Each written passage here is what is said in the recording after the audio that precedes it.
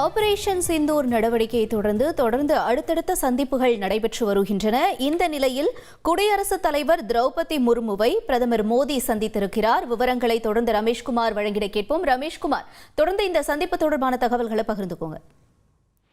பரபரப்பான சூழலில் குடியரசுத் தலைவர் திரௌபதி முர்முவை பிரதமர் மோடி தற்போது சந்தித்து வருகிறார். இன்று காலை பாகிஸ்தானின் மீது இந்தியா மேற்கொண்ட ஆபரேஷன் சிந்தூர் நடவடிக்கை குறித்து குடியரசுத் தலைவரிடம் அவர் விளக்கமாக எடுத்துரைக்கிறார்.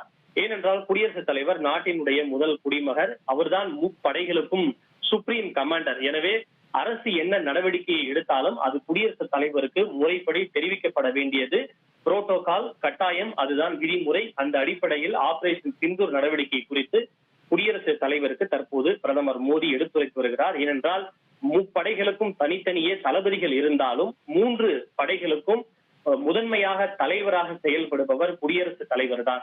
விமானப்படை, அதே போல கடற்படை, ராணுவம் உள்ளிட்ட 3 படைகளுக்கும் குடியரசுத் தலைவர் தான் தலைவராக செயல்படுகிறார். ஒருவேளை நாளை போர் ஏதேனும் ஒரு நாட்டின் மீது அறிவிக்கப்படுவதாக இருந்தால் கூட அதை குடியரசுத் தலைவர் தான் முறைப்படி அறிவிப்பார்.